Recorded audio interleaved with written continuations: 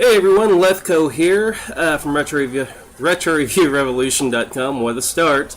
This is going to be the first and perhaps the only video in the Rant series. We'll see how it goes or not, what you all think. Today we're going to be discussing the recent Steam announcements that Valve made. They're making a three-prong progress to see what they can do with their current game distribution system. I believe the first announcement was Steam OS. I think it's a good idea as long as Valve actually can make a solid OS, and that's really going to be the tricky part. For all the people that attack Microsoft, especially the recent Windows 8, no one really makes an OS like Microsoft does, with the exception of possibly Apple with their OS 10. Ubuntu has tried, and they've made a good OS, but I don't think it's at the level of OS 10 or even Windows 8. Now, I understand Valve's thinking behind this, make their own custom version of Linux that's more oriented towards gaming, and try to push it out to all the gamers out there, especially since Gabe Newell's gone on record as far as how much he hates Windows 8.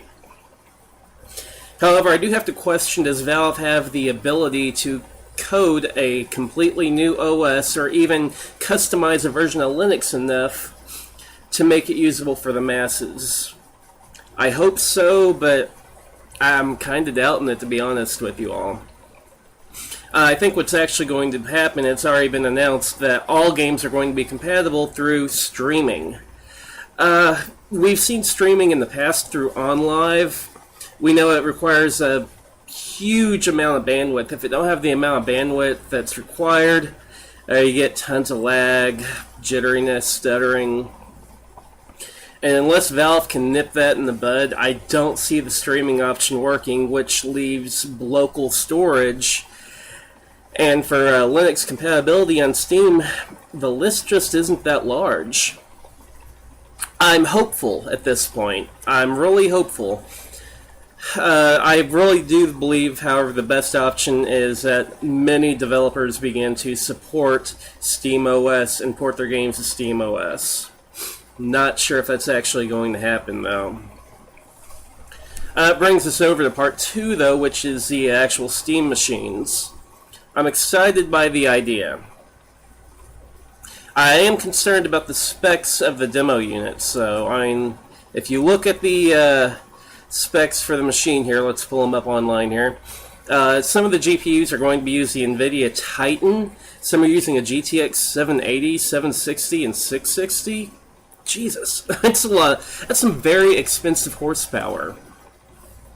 CPU, they've gone all Intel, no AMD, which AMD does make some cheaper CPUs. Intel makes the better ones and more powered ones. AMD makes the more consumer-friendly priced ones. The processors are going to be the i7, the i5, and the i3. The RAM, 16 gigs for the CPU, 3 gigs for the GPU. The hard drive is going to be a hybrid hard drive, an 8 gig solid state drive, and a 1 terabyte standard hard drive. Jesus. If you go configure a system with those specs just to build, you're going to be spending over $1,000. If Valve expects consumers to pay over $1,000 for a console, more or less, a machine dedicated to Steam and gaming, I'm not sure if it's got a chance of being a success. Now, they did say that the design is not meant to serve the needs of Steam users. It may, however, be the type of machine that a significant percentage of Steam users would actually want to purchase. Yeah, everyone would love to purchase a system like that. Is it actually affordable? No. I think that for the Steam machine to work, that could be their top tier, but I would cut that in half, at least, for the standard system. And although I did knock streaming quite a bit, I would make a cheap $100 version that could more or less only stream games, except for maybe some smaller basic games, or maybe a lot of the indie titles which don't require a lot of horsepower, or even older games. You could easily make $100 machine that would be stream only, but could have the horsepower to handle, say, the Binding of Isaac, Fez, Super Meat Boy, and the older titles available through Steam. System Shock 2 immediately comes to mind, as well as Duke Nukem 3D, Quake 1 and 2, perhaps even newer games, but not quite this new. I'm thinking, whenever I talk about that, Quake 3, the original Unreal Tournament. I love the specs, don't get me wrong, I just don't think they're affordable for our average consumer. Finally, that's going to leave me with the controller.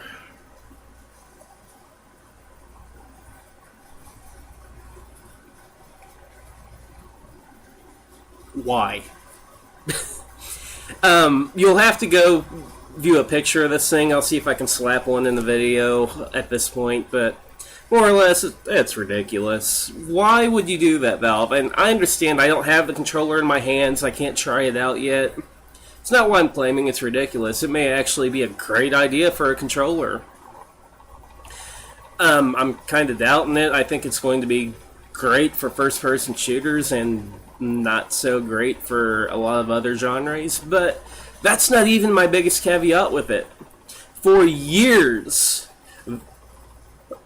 at least 2 years, Valve has been pushing a controller through Steam. They keep picturing it every time they show off big picture mode. The Logitech F710. Valve is constantly, at least up to recently, pushing this controller as being the one to use in big picture mode. And it's a great controller. It's solid. It has a better setup than the 360 pad, in my opinion. They're spaced just a bit further apart. Nice analog sticks, a better D-pad than the 360 pad. It's got your dual triggers. It does take batteries. It's not rechargeable, but it is compatible with the Logitech unifying device, which means that if you're using a wireless Logitech mouse and keyboard, one plug does it all. I don't know why Valve wouldn't continue in that route. Make maybe an updated F710 controller labeled with Steam logos all over it. Maybe make two controllers, a standard controller and the enhanced FPS controller. I think Valve is making a huge mistake by not choosing the controller that they've been pushing.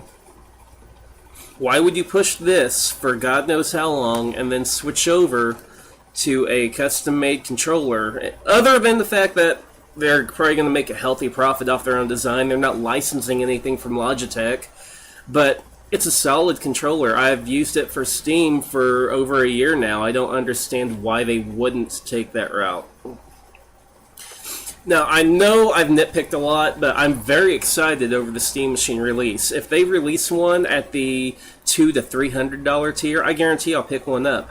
I guarantee I'm going to download Steam OS and slap it on my hard drive on my computer and try it out.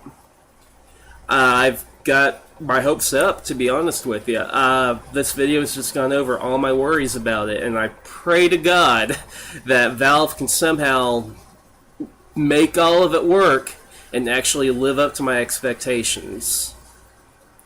It's going to be it for this rant, and hopefully next week I'll be coming at you with a new rant.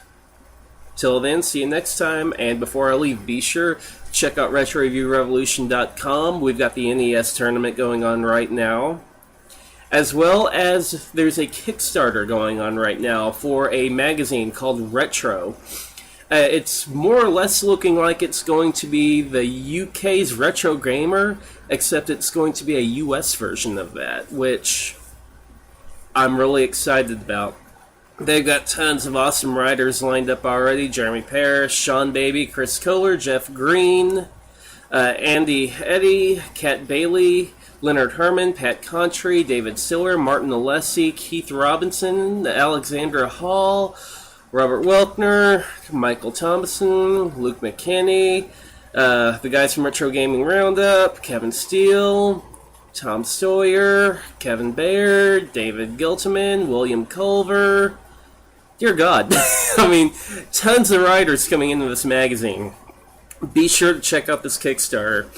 $30 for a 1-year print and digital subscription to it. $60 for that plus to get your name in it. Definitely worth your time to check it out. So until then, this is Leathco signing out.